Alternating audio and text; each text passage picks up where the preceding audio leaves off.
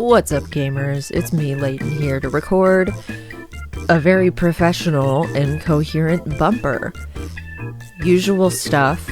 You can join us at patreon.com/LaytonNight for a variety of benefits and for ad-free episodes and video episodes at the $2 a month tier. That's a deal. That's a steal. So get on there, and this is relevant to what today's episode is, which is another 2 minis Patreon unlocked content, which if you sign up at the $5 tier, you get one of those every week.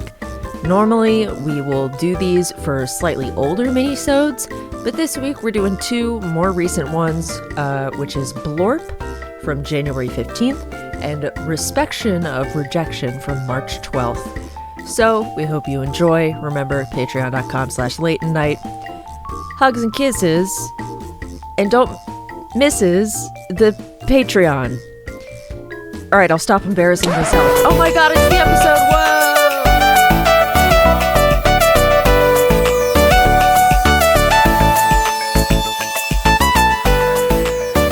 Whoa! Alright, mini time. The fuck? The fuck indeed. Well, actually, did you see the text I sent you yesterday? The little post? Defoe.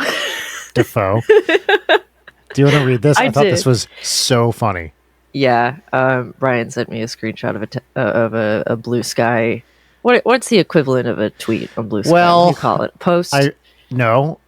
I really hate this. The people seem to call them skeets. That's terrible. That's awful. Awful. Look, tweet took me a while to get used to when it happened originally. I actually remember being like, I'm not calling it that. And then it just became a thing. But post. Post is what I say. There are people on Blue Sky who call them skeets, but that's just like, what are we doing? Sure, I'll read this post, though. Now, there's brackets to denote things happening. Do you want me to read the stage directions? And you can read the rest of the post? Willem Dafoe unprompted. Now, this cookie monster. Toothy smile. What a creature. What a lust. It consumes him. Crosses legs. He's really a tragic figure. Oh. Nailed and it. This was by, how do you pronounce his name? Jill Krajewski? Something like that. Who is, I'm not sure who she is. Okay, great. A writer of some kind, I would assume. I saw this reposted immediately, reposted it myself, and then followed her. Oh, you reskeeted it? I reskeet. Wait, people use it. People say it. That's terrible. Yep. So, yeah, this January 12th, is that when this from? Yeah, January 12th. Yeah. How has your week in Los Angeles been, Layton? I'm grateful for my safety. However, it is a very sad and anxiety-inducing time to be an Angelino. Yeah. That's true. It's been a weird, rough week. Yeah. And I think 90% of my time has been responding to texts from people who don't live here. Yes. Who are asking, "Are you dead?" To which I respond only emotionally. And it's weird. Like we're very lucky where we are. It's been, except apparently for one little stretch, which I didn't even notice. Blue skies, clear air. Yeah. And very we're not getting hit where we are. Waking up last Tuesday or whatever to a dark orange sky was upsetting, and watching the sunset fire go from a spot fire to the entire hillside was horrifying how quickly that happened. And because it was threatening. What's your address? Yeah, I'll dox myself right now. Yeah, great. But no, that was very close, and just cannot express the gratitude and respect that I have for everyone who is actively God. fighting the scariest thing possible. The fact that Thousands of people. the fact that they got that one put out so quickly saved so many lives and structures. So yeah, incredibly grateful, but obviously just a nerve shredding week to exist. Yep. And everything going on in the country and the world is also great and good. So Yeah. It's been weird. Everyone's on edge. Around here we call it edging, and everyone's been doing it. So we're real edgelords. I mean, that's true. Yeah, because of how much we like edging, and how much edging we've been doing over the last week. Yeah, or 10 years. It's great. And to top it all off, I was up very late crunching on work stuff, and then slept through the meeting. Oh no! I was supposed to. Oh, Leighton. So now I'm scared to check my email. I haven't checked it yet. So yeah, it's it's good. Do you want me to check it for you and write back? Hey, fuckers. LG here, keeping it real in 2025. Yeah, that will go over really well. Yeah. I always sometimes do you ever have this thing when you're having you're like texting with someone and the voice changes and you're like, oh wait, they gave the phone to a mutual friend who's now texting. This happens to me usually in the context of my wife and daughter. Oh, very frequently. Although in most cases, Audrey's texts from Rachel's number always start with, "Hi, Dad." And of course, Rachel only calls me Daddy, right? Yeah. Not Dad. That's Dad is for Audrey. Right. Any questions?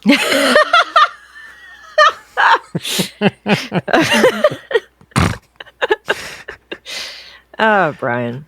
Yeah, that's what I do. No, so sometimes she'll be texting and I'll get 20 emojis and I'm like, okay, Audrey has the phone. This is a thing that I've never really dealt with, but I don't know about you. I get the terror that because texting will suggest pre-selected messages to pop in, and I'm always afraid that I will click one, and that fear is always strongest when it's something that's really inappropriate. Even though anybody who talks to me would know from the syntax and capitalization and punctuation that that's clear. I didn't write that. 100%. Yes. But somebody telling me terrible news and accidentally hitting "that's amazing" smiling emoji. Yep. LOL. Yeah. Yeah, pretty great. I never, ever, ever use the pre-recorded things. I did actually. Here's a self-own that I perpetrated. Did you know you can on your phone, at least on an iPhone, you can do program auto replace thing. So if you type, a certain whatever, it'll replace it with a phrase. Yeah. And I did this many, many years ago. I mean, this is probably close to 10 years ago, as a joke for NSP, where I was like, here's what our auto replaces are on our phone. And I put in MSP stands for more sexts, please. The 3 exclamation marks. Uh-huh. Except that also is an airport code of a place I fly into occasionally. So I have texted someone about to land at more sex, please. That's really good. Yes. Yeah. And I still haven't changed it. And there's no way for me to type MSP. I can't click it off or something. I don't know. I could change it, but it's too funny not to. Mine, because I have everything. I don't have auto anything on. I raw dog my spelling, and I feel like word of the year. Oh, you use the word of the year. What? Raw dog is the word of the year. Is according it? To was it the American Linguistic Society or something? Yeah. All right. Well, look at you. Yeah, of the moment. I'm of the moment. I was going to say exactly of the moment, but for some reason, if I'm on Google Docs on my phone, which I frequently am, it will if I do a typo and then attempt to fix the typo, it will be like, did you mean, but it won't give me the word. Right. It will change the entire sentence to gibberish. Yes, correct. It's the worst. Why does it do that? It's like the thing that I type makes sense. What you gave me is nonsense. Yes. Yep. I hate that. Yeah. To me, it's like those are so galling to me because it's like questioning that I know that I mean what I say. Mm-hmm. And it's like that friend. It's the equivalent of that friend who's always like, "Are you sure? Are you sure? Do you really want that?" It's like, no, yeah, I know what I'm doing. Like, please, trust me on this one. And I don't mind an occasional suggestion. Sure, catch a misspelling or a grammatical error, great. But it feels very passive aggressive. Yeah. Yeah, I was just reading a relationship advice post today that was like, my girlfriend asks really after everything that I suggest to try to push us into another activity. If she doesn't want to do the thing that I suggest, she just keeps saying really. Like, I want to go to the movies. Really? Really? Oh, that's awful. Yeah. As always with all of the relationship advice things, it just really, it puts into stark contrast how sometimes being by yourself is so much better than having to put up with bullshit. You know what one was grating on me recently, just in general, is when you make a declarative statement like, I don't know, let's go get tacos. And then someone's like, or we could get hamburgers. And you're like, no, let's go get tacos. Or we could da-da-da. And it's like they asked you to, or where they put you in a position where they want you to decide and you make a decision and then they keep questioning it. Yes. That's the context that's important here. Not just like they're offering alternative perspectives. Yeah. But it's like, they're like, hey, what should we get for dinner? Let's go get tacos. Or we could get hamburgers. No. Let's get tacos. Or we could get, and it's like, no, you asked me to make a decision. I made a decision. Stop questioning it. And then like well, it's fine if you want to get tacos. I mean, like the if worst. that's what you want to do. Yeah, absolutely. It's like, give me the power or don't give me the power, but just make up your mind. Yeah. I think I'm grateful that I don't have to deal with that particular strain of shit in my life at the moment. I think the internet and especially advice columns or like Ask a Manager really make you feel better about your own shit. Like, I could be dealing with this. 100%. And I've dealt with some all-timer, like, difficult people. And it's so great to not have to have the constant brain drain of dealing with people who make your life harder. I was describing our Thanksgiving to someone as we only invite people we know aren't going to cause drama. Cool. And one of the reasons I liked our little Thanksgiving group is it was just cool people being cool and no like, oh, that person, So why is there, do you think was someone there who was that person? Jory. Okay. You're right. Drama queen of all time. That's always true. Causing problems. Because what he does is anytime you say something, he's like, he says this out loud, but how does that affect me, Jory? And there's not always a simple answer for that, right? Yeah. But if you don't give him an answer, he pushes it. He's like, yes, I didn't hear my name in that. And then he just won't let it drop either until you give him, and sometimes it takes a while to find it because he also demands total honesty. Yeah, because you could talk about world events or something of like, oh, the rainforest is burning, and how does that affect Jory personally? That's right. Yeah, he wants to know, and he won't let it drop. That's what I like about Jory is his direct, in-your-face attitude towards basically everything. Yeah. How we had him on the show no fewer than 30 times last year, and yet it feels like forever. I since he's know. been on. It's been a Jory-less void. Yeah. What a bummer. Yeah, I did get to go to Porto's with Jory and my dad because my dad really wanted to see Jory. Oh, nice. How was it? What'd you have? It was well, my grandma gave my dad a $100 Porto's gift card for Christmas. Aw, that's nice. So we used it and we came up $2 short of the hundo. So now I have a Porto's gift card with $2 on it. But we got Cubanos and a bunch of croquettes, and Jory got the little feta sandwich that he always gets, and we got one of their like $10 massive coffee cakes, Oh, cool. and cheese rolls, and the chocolate twists, and a Napoleon. Did you and go Glendale or Yeah. Burbank? Yeah. Glendale. Good- And I got good choice. one of their dulce de leche, like coffee shakes and a mango smoothie. The amount Wow. of food that we got for 3 people that also fed us over the next days and that I still have frozen leftovers from for under $100 is pretty That's wild. fantastic. Well, I guess we didn't talk about it because it's been a while. We went out, you and I went out with your father as well. Oh, we did. Yeah, I forgot about that. And that was great. We went out with my family and you and your dad and Jory. And it was awesome. We got okonomiyaki in Little Tokyo. Yeah, and we walked around. We played some little crane games. Nobody won anything. Nobody won a damn thing. Yeah, the okonomiyaki was good. I tried takoyaki for the first time, which I was not a fan of, but I'm glad that I tried it. I wasn't expecting it to be so wet inside. Oh, it's real goopy. Yeah. I don't like Real things that are goopy. unexpectedly wet. Like in theory, I like a soup dumpling, but I feel like there's something about eating soup dumplings that kind of I don't like. Hold for a second. I don't like when it squirts in your mouth. It's not. I don't find that pleasant. Can you elaborate?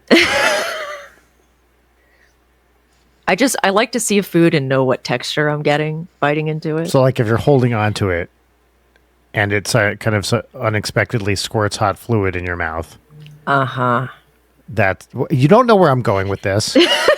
Do I not? You have no idea. That's not a good experience for you. No.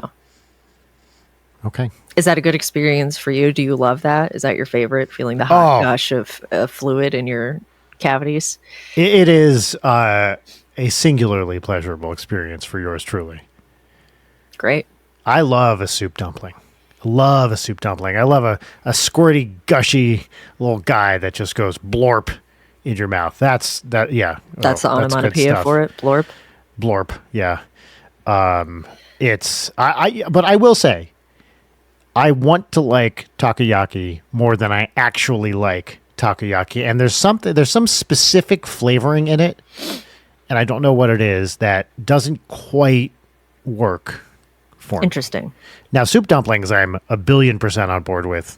No problems there. Although, okay, here's the issue, right? Sometimes the soup is too hot, and you take a little bite of your hot, gushy dump, and it squirts into blorps your on mouth. It blorps into your mouth this scalding hot fluid. That's bad. That I don't like. Bad blorp. Yeah, it's like that Taylor Swift song. I did like the wasabi mayo and general wasabi-ness of the takoyaki that we got. was That I great. love. And then you guys went to Honey Me, and Audrey was less into the okonomiyaki, which is weird because she's liked it in the past, but kids. And then she got a mozzarella stick corn dog from that mozzarella stick corn dog place. Yeah. I love Honey really Me. I love any place that will do like a chocolate shake that has salt in it. 'Cause that's what chocolate shakes have always been missing. Salt. Like, what is it? I always mix up the pinball bar and the bakery. 82 question mark for the bakery? 85 degrees, I believe, 85 is the bakery, I think. Could be wrong. And what's the pinball? There's a pinball bar called Downtown what? near Little Tokyo. Oh, I don't think I've ever been there. No way. The only pinball bar I've been to is the one. There's an all-you-can-eat Korean place in like Van Nuys that has in the back room a pinball bar, which I is can't pretty believe great. you haven't been to 82. It is called 82. I don't think I have. It's in the arts district. It's kind of near Little Tokyo. I really don't think I've been there. They have a ton. It's great. You would really like it. They have like a It is full called 82. arcade Wow. area, and then also an area that just Oh, has pinball. They have a shit. Sopranos pinball. What? They have the Creature from the Black Lagoon pinball table, which is one of my favorites. Look at this array of games on this website. Yeah, it's I highly recommend it. I think you and Audrey and Rachel would very much Oh, enjoy yeah. it. And sometimes they have the Addams Family table, but I haven't seen it there in years. Wow, this looks very nice. I like this. Yeah. Okay, great. Do they have a list of their games? They usually do. Okay, so it's oh no, the names of their cocktails. Oh, okay, so it's 82 is the pinball bar, yes, 85 degrees is the bakery. that's what I thought. They have a cocktail called Wizard Mode. Okay, that's pretty sick. They have one called Kill Screen. Very gamer. TNC. Okay, and one called Das Smash. There's a Oh. Princess Peach. This will possibly be of some interest to you. Okay. By They the have way, a Gallagher. yeah, which is watermelon juice, which is very funny. Yeah. Because who doesn't love being reminded of cool guy comedian Gallagher? Dr. Mario sounds genuinely really good. That's like Mezcal, a penicillin with mezcal. Yeah, that's not my my thing, but these do sound pretty good. What would you order? Would you get the DJ? Let's see, what's the DJ? Bourbon, brown and white sugar, orange bitters, orange twist, fire. If that means like a cinnamon thing, then no. I think, what would I order here? I would order, honestly, I would go, I think, with Das Smash. Whiskey, lemon, strawberry, blackberry, soda, and mint.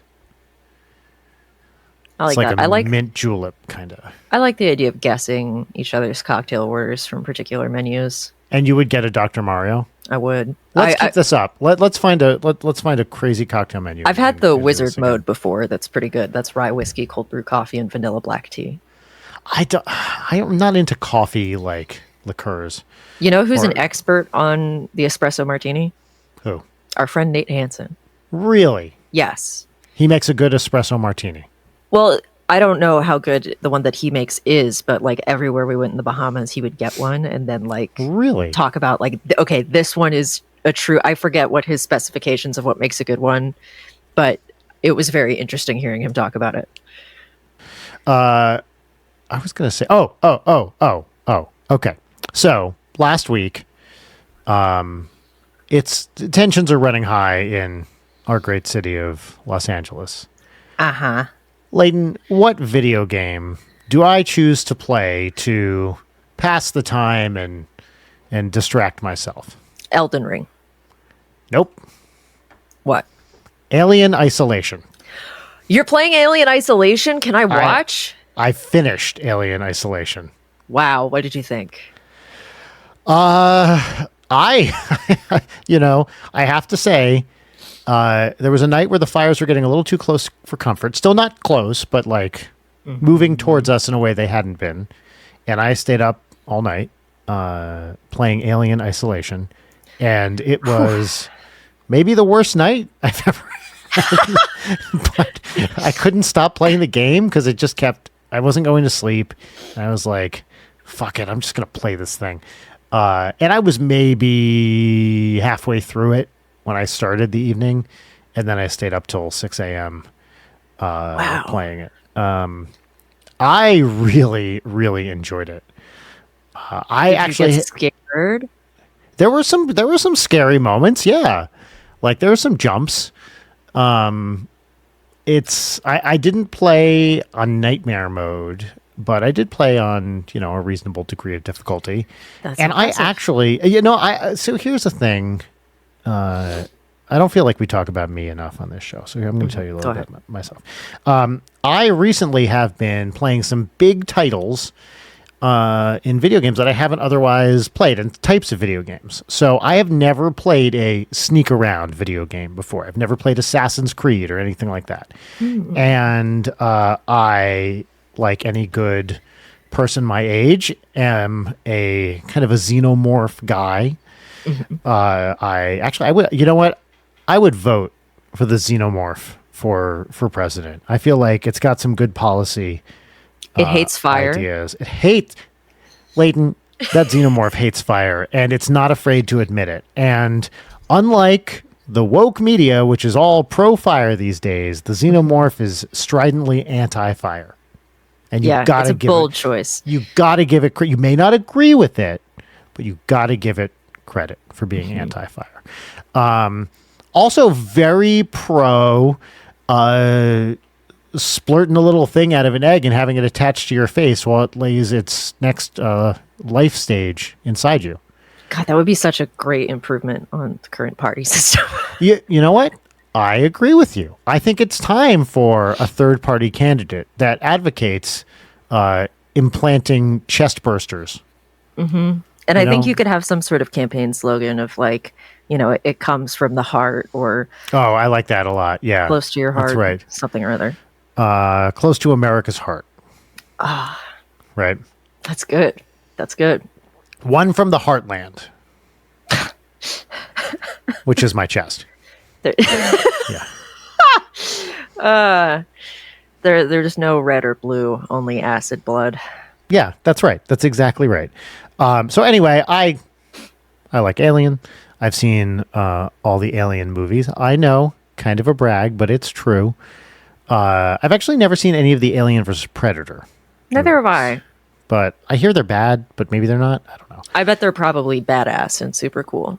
Yes. But I do, I am old enough to, I think the first Alien movie I saw, I remember actually being little.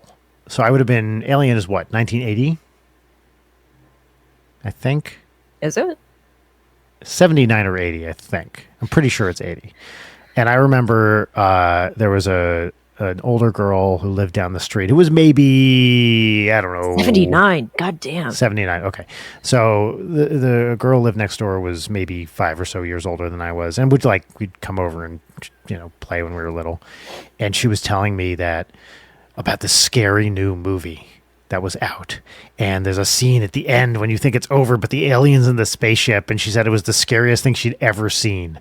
And this movie loomed so large in my mind forever that I was terrified of seeing Alien well into my teens. Wow. Yeah, because an older girl when I was 4 or 5 told me how scary it was. That'll do it. The older girl warnings, we heed them. They stay with us. Yes, you have to. Did you like the stealth element of Alien Isolation? I did. It was, it definitely got... The Alien is I don't know if all these games are like this. I assume they are to some extent. It's kind of random. And sometimes you're just waiting for literal minutes for this thing to stop walking around. Have you watched any of the AI explainers for the Alien and Alien Isolation? No, I haven't. You should. I would love to. They're amazing. They're really good. There's a couple of them because it talks about the different types of generalized and localized AI and the way that it hunts you, and it's fascinating. And also that kind of thing, and also the programming for Mr. X and Resident Evil were inspirations for the Homebody Killers AI. Oh, cool. So I know I have not played those games because I don't like getting stalked by a big thing. That's what the internet's for. And I own Alien Isolation and I'm too afraid to play it. I did not honestly find it that scary. And I'm not a horror guy. I do actually tend to like horror games when I play them. But I didn't think it was that scary. I just think here's what I liked about it. It is the design of the first movie. It's all that. Oh, not Sid Meier. What the fuck is wrong with me? Sid Mead. Oh, is that the production designer? The concept artist, yeah. Concept art. And it's that, there's that one room, the central room with the kind of beige puffy walls. That's there. That kind of, I find the production design of that first movie so fucking cool.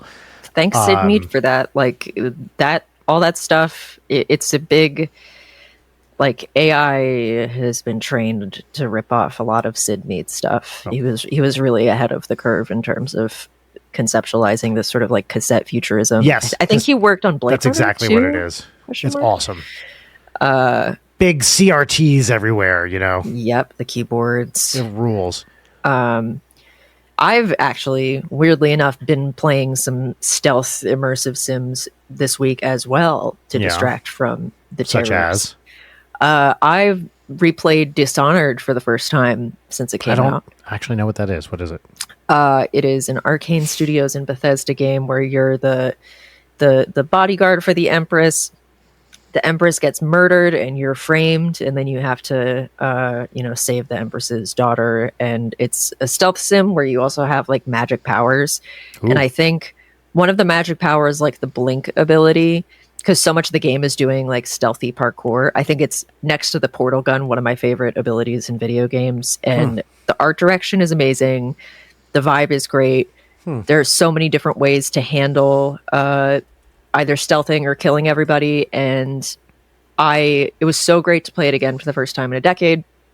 And I have played the DLCs for that game and am in the middle of Dishonored 2 right now, which has a lot of really great fun iterations on the abilities in the first in the DLC. But also it's hard and I'm fucking terrible at it.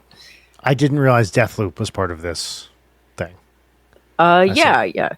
Or at least that's one of Arcane Studios' games. And also like a weirdly packed voice cast, like Vincent D'Onofrio, Rosario Dawson. Oh, wow. Fucking John Slattery. Cool. Chloe Grace Moretz. Who else? Susan Sarandon. Weird. Yeah, but they're great. There's one level into that is so goddamn hard, but I think is one of the most excellently made levels that I've played in a game in a while. The Clockwork Mansion, where the guy that you're there to kill is taunting you over the loudspeaker, but his whole mansion like has rotating rooms and these awful enemies in them. But you get to like scurry into the guts of the house like a rat, and you have to like time moving rooms around so you can get into back area. Like it's just super cool. But awesome. I think if you liked Alien Isolation, you might really like Dishonored. Okay, I will look into it. It also manages to make a game that has a strong steampunk aesthetic, like original and not cringe, which is a rare feat to pull off. Cool.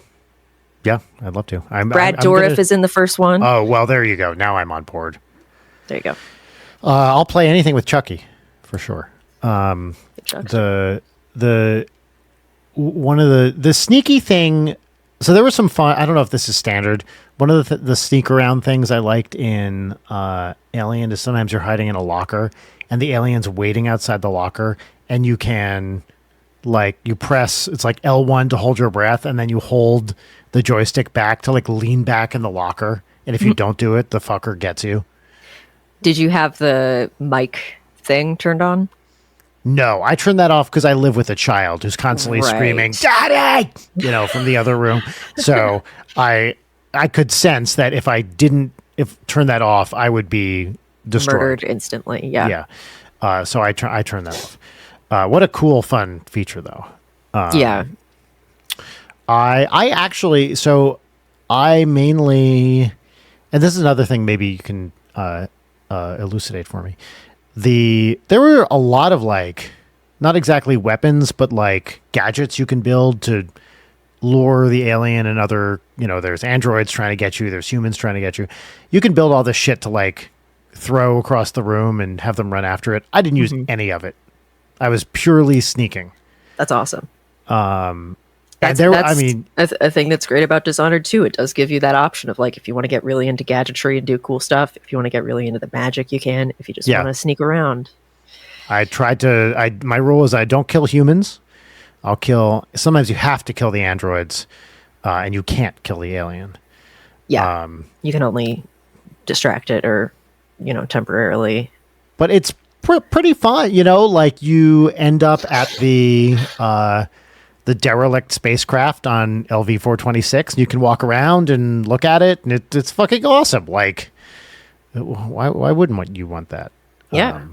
I like the design of the android guys. They're creepy. Android guys are creepy, especially when they say, stop being hysterical, which I thought was really They're just fun. doing an impression of you. Yeah, that's right. Leighton, calm down. You're going wild. I had a great time playing it. Ending, it does sort of just stop at the very end. I felt like the ending could have been a little more narratively like clean. But I don't know. It's whatever. I don't play games for the ending. Yeah, that's fair. I really want you to play Dishonored because I think based on everything you just said, you would have a good time. Okay, great. Is it? It must be available on the PlayStation. Yeah, I originally played it on the PlayStation. Look at you! Wow, we have The so much in common. PlayStation 3. PlayStation. Do they still do that? No, they don't still do that. No, That's I an don't old think one, so. right? Yeah. Do you remember the Sega Scream? The what? When Sega was first coming out, you know, in its Sega does what Nintendo don't era, the commercials featured what came to be known as the Sega Scream, which you've heard, but you may not realize, where in the ad someone goes, Sega! Oh, yeah. Yeah, that's the Sega Scream. Sega! I like your rendition of it. Thank you. Yeah, I'm pretty good. Pretty good at stuff like that. Pretty good. By the way, it seems like most of where, or a lot of, did the golf course that Curb Your Enthusiasm is mostly set at, did that burn? It's possible. No, I don't know. I feel like the Larry David neighborhood, that might have been the Palisades. I can't remember. Shit. Yeah. Yeah, while my dad was here and we were each respectively doing our different cleaning or organizing tasks in the apartment, I had Curb on in the background. Ugh, just the best. It's I always think fantastic. about Bob Odenkirk as Porno Gil. Every time, like, this is what Curb does to you. Every time I hear Hodgkins mentioned, is it the good Hodgkins or bad Hodgkins? Yeah. It's so what an amazing feat that a show about a cranky old Jewish man who's pretty much always wrong. Who's pretty much always wrong about everything and is a consummate misanthrope, is so widely beloved. It's and it's so, the other thing about Curb is it is so self-indulgent. Yes. Right? Like he's not pulling any punches. You don't get the sense. And it's still so great. And there's some things are better than others and it has its highs and lows, but generally speaking, when it's good, it's the best. My dad hadn't seen it in a long time, and we were watching the episode where Larry David gets the sandwich, but it's a whitefish sable, capers, and onions, and he's trying to sell that sandwich to Ted Danson. He's like kind of leaving things out, and Jeff's in the back like, capers, onions. Ted Danson in that show is phenomenal. Yeah, he's really good. I love him. I love Ted Danson. We started watching his new show, Man on the Inside, and it's cute. It's got Mary Elizabeth Ellis in it. It's got Stephanie Beatriz in it. Okay. Eugene Cordero, Ted Danson, like a bunch of really fun people. And you know what I haven't watched yet, actually, is the Abbott Elementary Always Sunny crossover episode, which is now out. Oh, that's exciting. I saw a bunch of news stories about it. Yes. Good for them. I like Abbott Elementary a lot. Not as much as I like Always Sunny, but it's still a great show. So I'm excited to see it.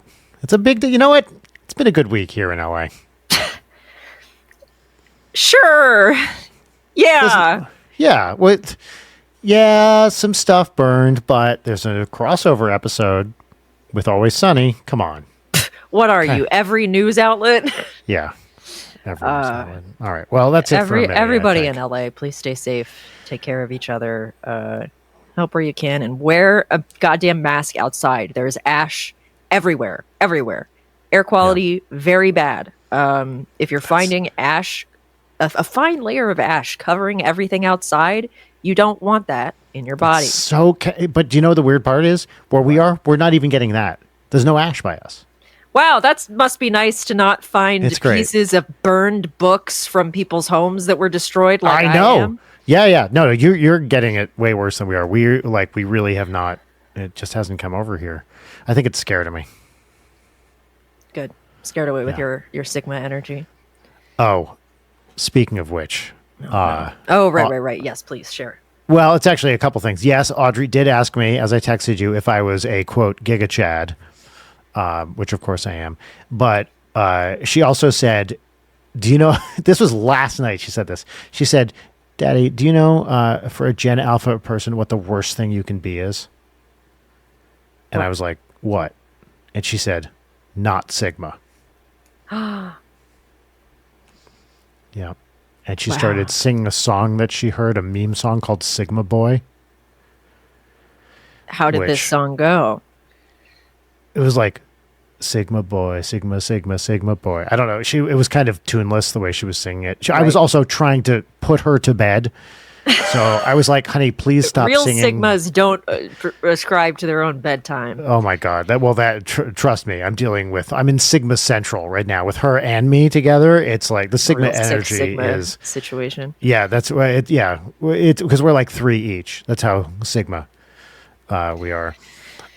Jesus Christ. Unfortunately, I'm married to a beta, but whatever, I'm kind of dealing with that. But yes, she was talking about Sigmas and how bad it is to be not Sigma. Wow. But if everyone's Sigma, no one will be. Oh, you sure called that, Leighton. The ultimate Gen Alpha problem. Well, in a world of betas, folks, be a Sigma. Yeah, good advice. All right. Bye, everybody. Goodbye.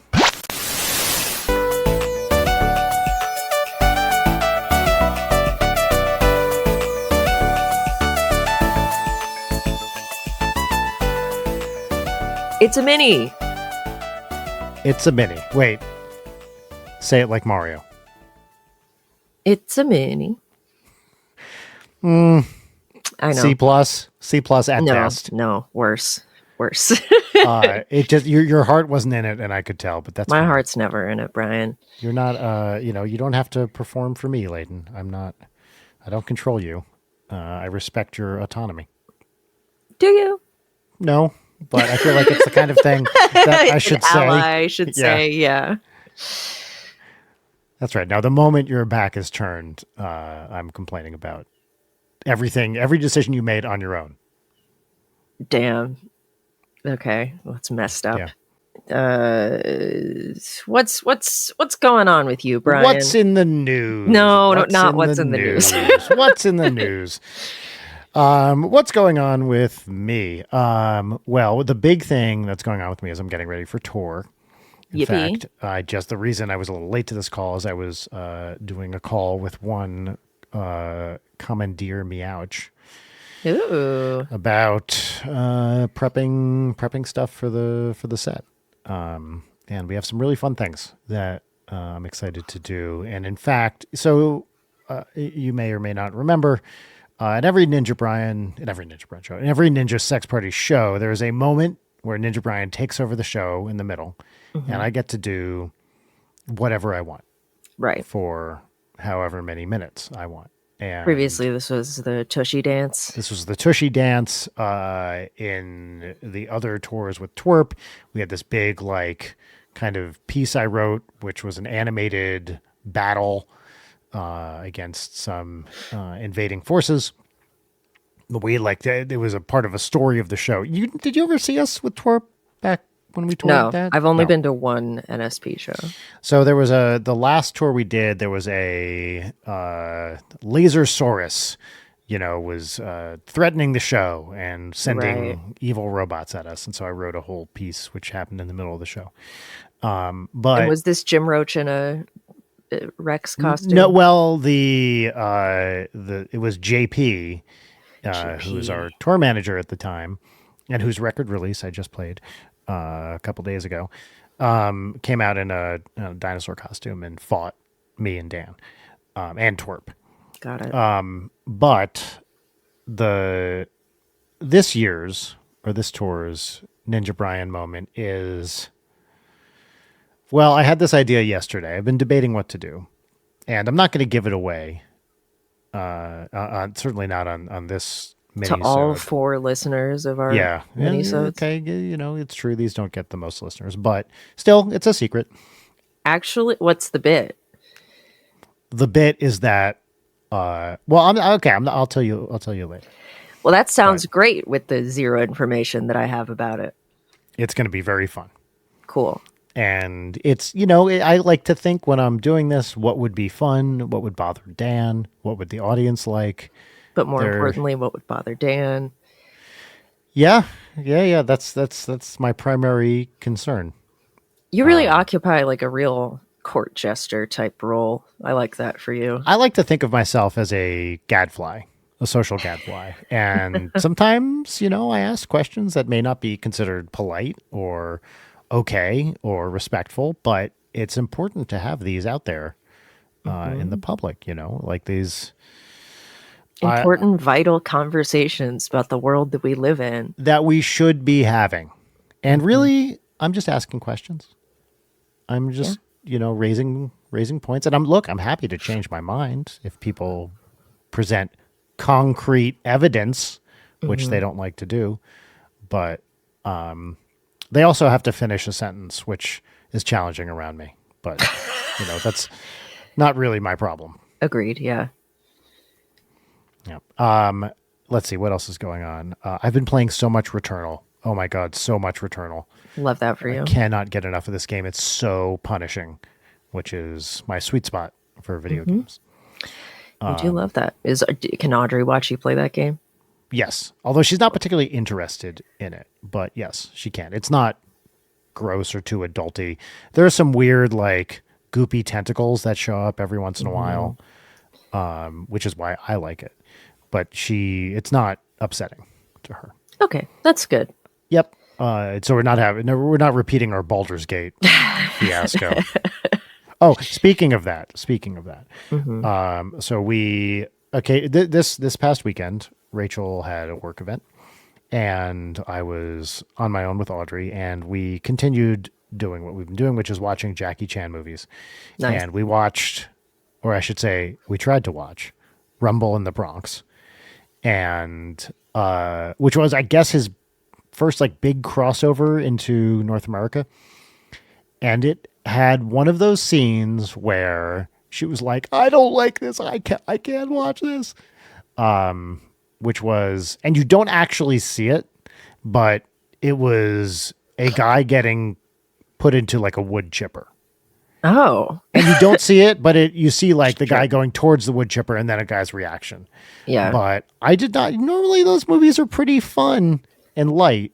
Yeah, that's pretty And intense for that. Was, and then it's like a guy, there's kind of 2 sets of bad guys, and the worst bad guys capture one of the less worst bad guys and put him in a wood chipper. And then they go to the less worst bad guys HQ and bring him in garbage bags, which again, you don't see. Right.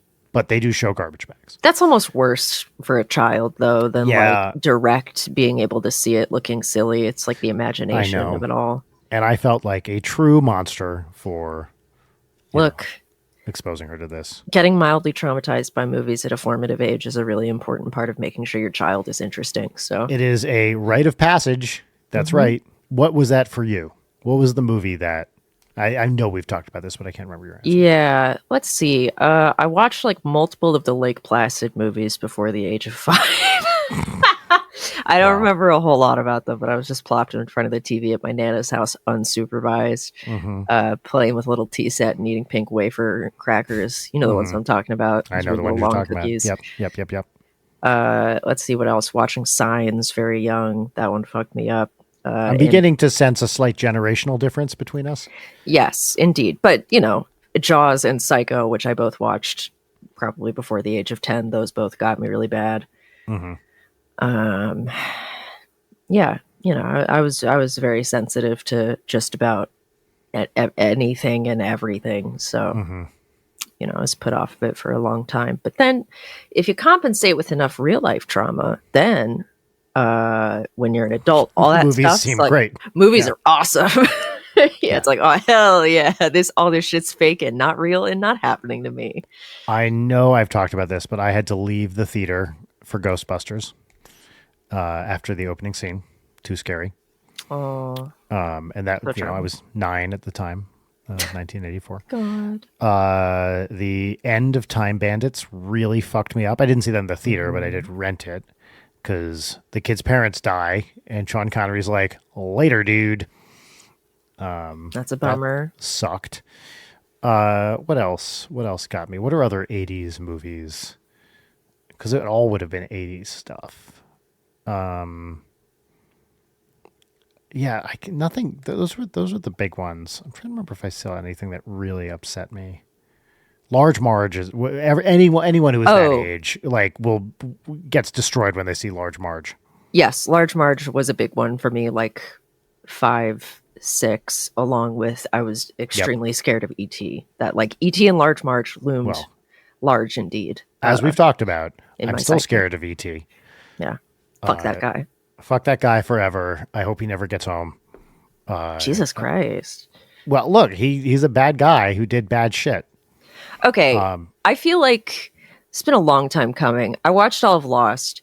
You, me, and Jory, we're going to watch Reflections of Evil, the most batshit movie I've ever seen and one of my favorites of all time, because I need you to experience it.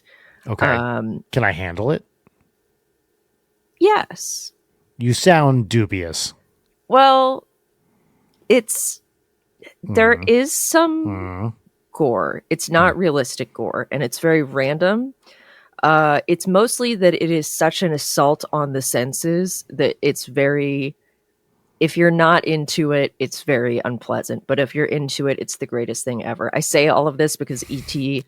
and E.T. being horrifying plays a major role in this movie. Okay. Well, you know what? I'm willing to give it a shot for you. Wow. Thanks. Yep.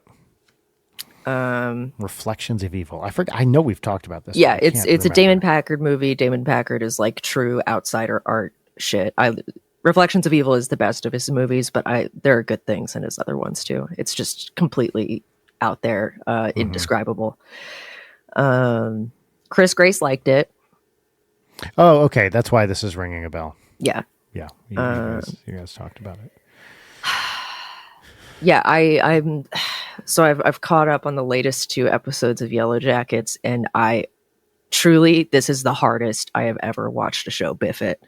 Like, I don't even think season 1 was that incredible. I think season 1 is solid mid-tier television with like, okay, going into the second season, if they pull this off, it will make the whole thing better. And instead it gets worse. Mm-hmm. And the reaction to season 2, especially the finale, was really, really negatives. But they set up high stakes and like plot points. Like, okay, at least in the 3rd season, this is like an interesting switch up with the dangling threads that they left at the end of season 2. Mm-hmm. Season 3 is maybe one of the worst seasons of television I've ever watched. Wow. It's crazy. I can't believe it. Like, I don't want to be a hater. I wanted to be on this show's side. It started as okay, Lost, and now it's, and I'm like semi-quoting a Tumblr post here, but like it's Glee with cannibalism. Like it's tonally. Oh wait, hold on. What would we call that? Gleet? Where's the lead coming from? Eat. Gleet. I see. It's not great. I don't love it. Yeah, it's all right. Anyway, but it is so completely all over the place. Like, there's a certain amount of suspension of disbelief that you have to have, but in season 3, it's just like insane. I don't know what it's doing. I have no idea what the fuck it's doing. If anybody else is watching Yellow Jackets and having the same reaction, please pop off in the Discord, because I truly cannot believe my eyes. Oh, I'm excited to never watch it. Yeah. No, you would hate it. Speaking of things that I watched that you would not hate, and it is with my regrets that you were not able to come to this thing because Aaron only got 4 tickets, but got to see Takanaka on Sunday. Oh yeah, he totally left. Okay. I got left hanging on that one. No, look, I know he could only get 4 tickets. He was bringing Matt and Marisha, and he had 1 extra spot, and he chose me to be the extra The spot. last I heard was, I'll look into tickets. And then I know. no one said anything. I know. I'm sorry, Brian. Yeah. Okay. That's fine. I'm sorry. But it was fucking great. Good. We were able to swing leveraging my foot injury into ADA seating, baby, which I did in Wow. fact genuinely need, but it put us in the perfect spot. And that guy is the coolest man I've ever seen in my fucking life. 71, doing high kicks, shredding, cowboy hat. Cool. It was a beautiful show and a wonderful vibe. And I got Korean barbecue with Matt and Aaron and Marisha. And it was That's great. They're all the best. They really are. They're the sweetest. And also, I think the overlap of people who would go to a Takanaka concert and people who would recognize Matt and Aaron was very high. So it was a little, That's right. little overwhelming, but very, as always, very sweet to witness people coming up. Yeah. I mean, Matt and Marisha both are like, I just can't say enough great things about them. Yeah, no, they they're are like the sweetest wonderful, fucking wonderful people, and so kind and humble and down to earth and just the best. Love Very those chill guys. night. Well, that's fun. Yeah, that was my leaving my apartment for, once a month. Well, getting to a celebrate closure for enrichment. Brent's birthday.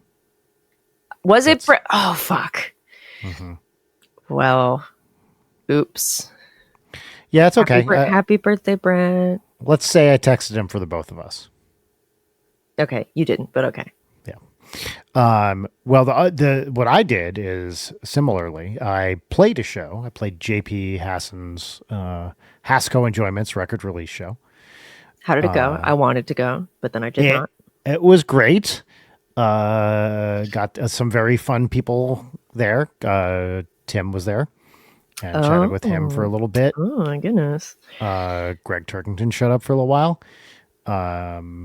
And let's see, major entertainer Mike H was there. It was fun to see him. Wow, shit. Lots of great people. JP just knows all these cool fucking people. Yeah. And the opener was Rob from the band Pinback. That JP is. Did he tour with them or something? I forget. JP has some association with the band Pinback. And this was a guy. I don't really know Pinback. I know a ton of people who love Pinback, but I don't really know them at all. And I listened to this guy, Rob, just do an acoustic guitar and vocal opening set. And I was like, this shit fucking rules. Okay. It is so good.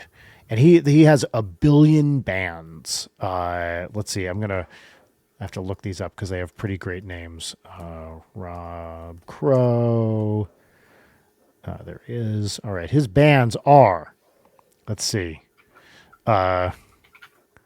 Aspects of Physics. Sick. Goblin Cock. Heavy Vegetable. The Ladies. Optiganally Yours. I love the Optigan. However you say that. Optigan. Physics also. Pinback. Remote Action Sequence Project. Snot Nose. Thingy. Third Act Problems. That's a very good Third band Act name. Problems is really good. Fantasy Mission Force. Buyer. So, yeah. And That's then there's a great. political one that I'm not going to say. I was seeing that, and 2 of those titles are very funny, and I can't read them. Yes. And he's one of these guys. He's like lefty, and is very, is that kind of like indie rock, like sort of punkish leftist thing, and is just awesome. So, but I cannot tell you how much I love this music, and I've been listening to a bunch of his bands since then, and they're fucking great. And he's just like a, super prolific person. Incredible. God, Yeah. JP knows everyone. JP really does know everyone.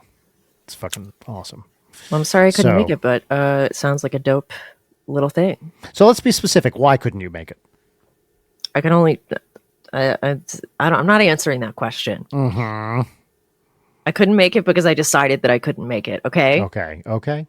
It's fine. Your reasons, as previously advertised, I am an ally, and I respect your decision. No, No, what? I reject your respect. Now that's a good band name. Respection of rejection. Rejection of respection. Rejection of respect. I like this a lot. Actually, that's a good. Yeah. That's a good. Well, it's like when band. someone's being condescendingly like an ally to you. I think it works. You know, if somebody's really doing therapy speak at you, like, I want to hold space for your experience. Like, I like stop now. it. I want to hold space for your experience. That's pretty great. I don't want to invalidate what you're experiencing, but what feelings is this? What feelings is this bringing up for you? Is it touching any of your traumas? You're really good at this. You Thanks. I've been in yeah. therapy for over a decade. Also, this shit drives me crazy. Especially when it's used as a bludgeon. Yes. No, it absolutely is. You're violating my boundaries by saying that it's upsetting when I use therapy speak on you.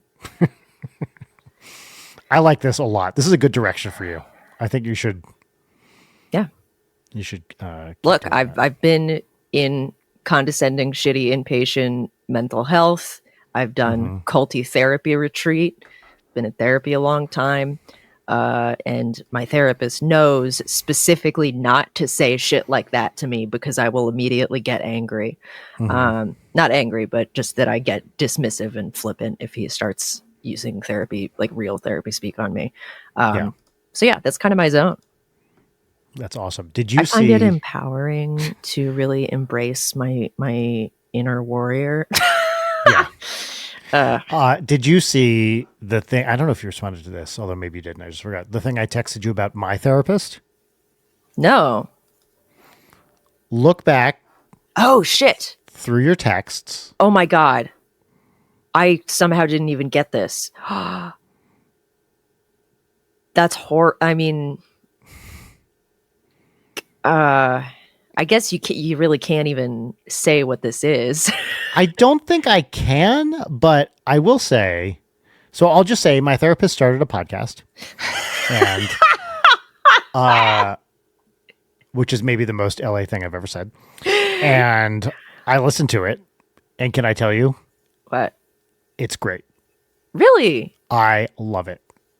I guess to be fair, if my therapist started a podcast, I'd absolutely listen to it, but that sounds like a nightmare. It does. And I was going in fully expecting to be like, I don't know about this. But Did she promote this to you in session? what we had promoting it is totally the wrong word. Okay. She was like, I just wanted to let you know, because she had mentioned it at some point. I was like, look, if you need like to know what mics to get, I can just tell you. Wow. And she was like, hey, I wanted to let you know that went somewhere and we put out episodes. She's like, absolutely no pressure.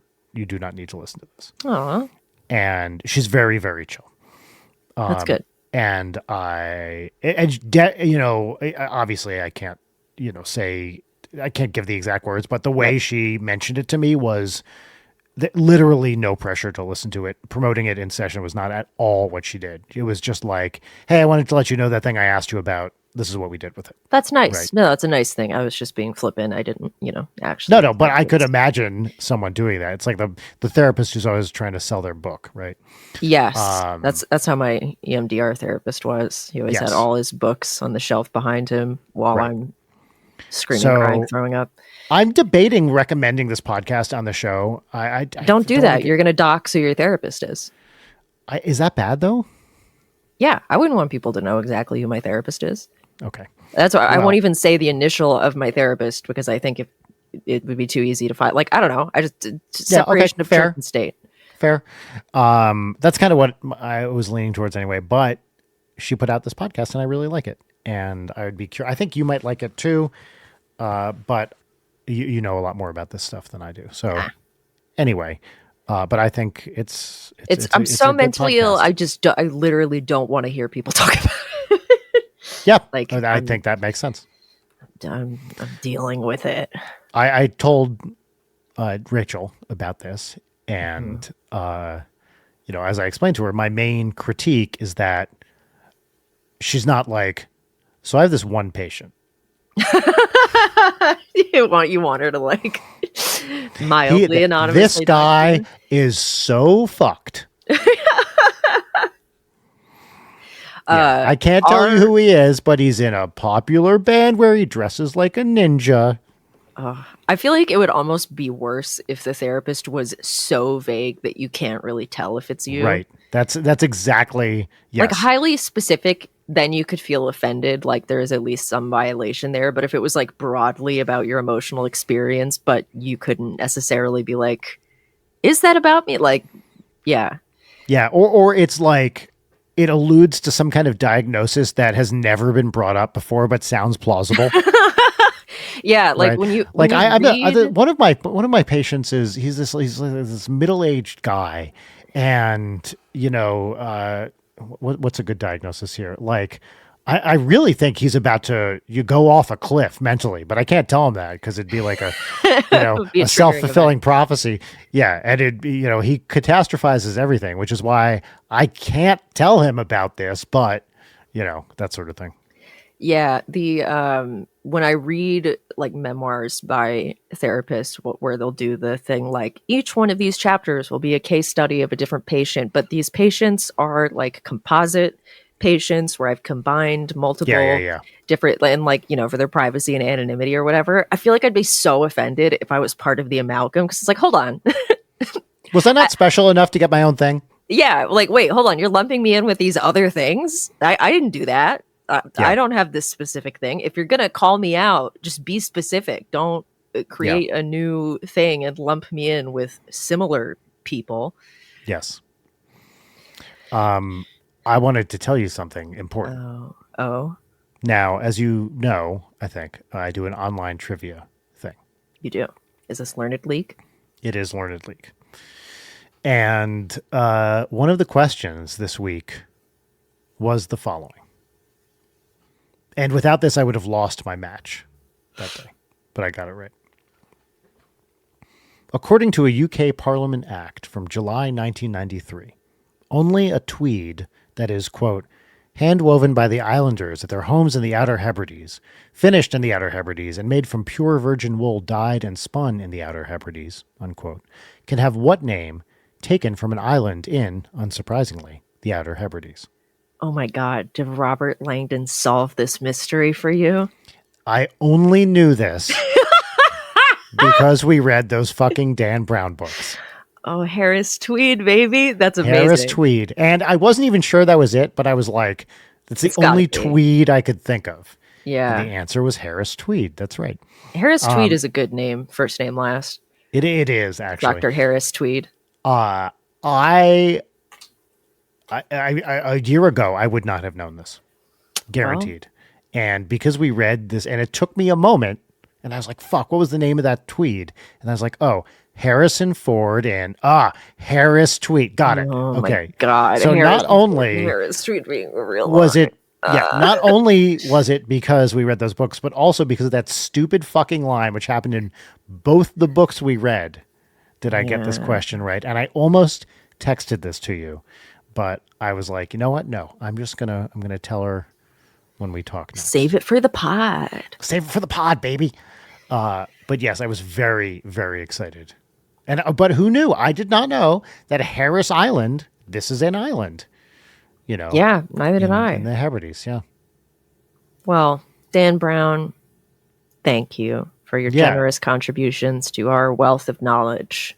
And if it hadn't been for, again, if it hadn't been for this particular turn of phrase, Harrison Ford and Harris Tweed, I would not have remembered it. So the guy's doing something right.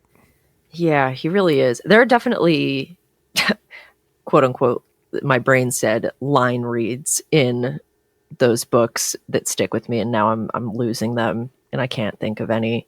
But God, Nothing will, for me, be more memorable than, are you Cox talking about Star Wars again? yeah, yeah, That's the best one. coolest character in the book. Cox. I haven't been reading a lot lately, which is to my great detriment. I have, actually. Oh? What are you reading? Well, thank you for asking, Layden. I read a little book called Laser Writer 2, which takes place at a legendary computer repair shop in New York, like in the 90s, I think. And it was pretty fun. It was very short. It took an hour to read. It's like 200 pages, but like sparse. What's the plot? The plot is a woman goes to work at this tech repair shop. Pretty much it. It's like there's barely a plot. It's like a slice of life thing about this woman's experience working at a weird tech repair shop. So it's like a moment in time in the mid 90s in computing and computer repair. I'll read this. I love that cover. The cover's great.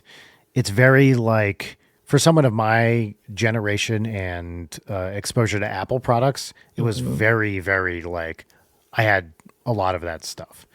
And so basically this woman gets hired there and then gets pulled into printer repair and has to deal with the weirdos that come into TechServe is the name of the thing. Nice.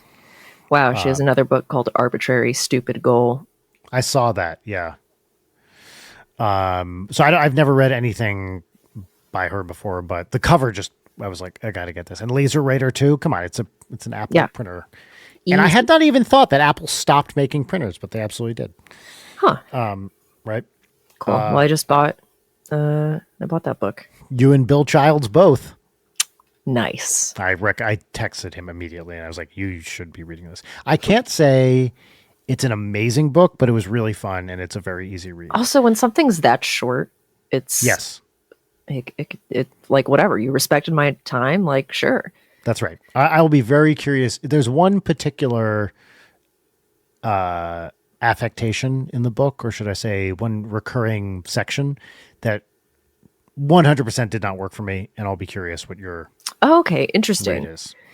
I felt like the book would have been stronger without it, but maybe you'll love it. I don't know. I started to read a Jesse Klein book of essays called, I can't remember was it I'll Show Myself Out? Was that it? And I put it down halfway through because I was like, I don't like this. Okay, that's fair. I mean, I think it's always a victory when you can just be like, no, I'm not doing this. Yep. And I like Jesse Klein. She's funny, but something about the writing just wasn't clicking for me. So I put that down, and then I've just started reading Tomorrow, Tomorrow, and Tomorrow. Oh. Yeah. I'm very curious what you think of it. Have you read it? No, it's a book that I think I categorically cannot read because it will make me too mad. That is kind of what I figured would be the case, and I'm 2 chapters in. Right okay. now. So far I like it, but it's appropriating my lived experience. Yeah. I don't really know much about it. I picked it up like 2 years ago, and I was just kind of reading. I've been trying to read through books that, of course, I have. It's a wise thing to do with books, and perhaps even their function is to be read. Indeed. But do you know other people that have read that? Yes. Other people in the industry who don't like it. Who don't like it? Yeah, because it's you'll see. You let me know. Okay. I guess another incredible thing that I interacted with was watching the Watchmen show, which I would like for you to watch so we can do an episode or a minisode talking about it, because truly it's some of the best television I've ever watched. Awesome. But it got me to reread the graphic novel, which I don't think I've read since high school. And it's great. It's still great. It is great. And just everything about it's great. The art is great. The writing's amazing. Like the weird fucking pirate stuff is like, what? Yeah. The interstitial stuff that, like, I remember reading it for the first time, and the way that it all finally comes together with, like, that's what I did it 35 minutes ago. Like, oh, fuck. Yep. And the show so expertly weaves in so many little references or just elaborations on things of like, how really would this go down 30 years after the events of the graphic novel? Like, what would have changed as a result of this thing happening? Yeah. There's a very brief Michael Imperioli cameo that I can't stop thinking about. Cool. Yeah. Really just fantastic. I felt like in the Snyder movie, the one thing that movie did unambiguously right was change the ending. What did it change the ending to? So it changed, basically, it made Dr. Manhattan the bad guy. Like he was setting off nuclear bombs or whatever all over the world. And no squid action. And no squid. And I felt like that change, I mean, look, the giant telepathic squid is iconic, style icon in particular. But it is like so out of nowhere. We're like, it's such a big swing. I'm not saying it doesn't work either. I think Snyder wouldn't have been able to do it. No, 100%. How do you pull that off? Well, but I felt you do what the show did. Yes. Which does it incredibly successfully and makes it make total sense, and then does an entire episode that's a character study of someone who is deeply and profoundly affected by having experienced it, and it like completely does not read silly at all. Well, which is not something Zack Snyder's good at. No. Oh my God. But Night Owl sex. Oh my God. Bad. Yeah. Definitely bad. But I felt like from just a plot point of view, I liked the ending of that Zack Snyder Watchmen. Okay. I felt like it was coherent in a way that worked for me as a standalone. Yeah, I mean, like Dr. Manhattan already fucking sucks. There's such an ass. A lot of the show, there are multiple The Constant episodes of the Watchmen show revolving around him, and they're really good, but it is still like, yeah, this guy sucks. He does suck. Yeah. He's a complete asshat. He's the worst. And he thinks he's so fucking smart. Yeah. Not a fan. I worked with guys like that. Totally. By which I mean not smart ones, but people that could affect the state of matter. Yeah. Yeah. I do like when people tweet whatever day of the year it is, happy circulatory system walking through the kitchen day to all who celebrate with that one day. Because it's like, whatever it is, November 10th, circulatory, I keep saying circulatory system has appeared in the kitchen.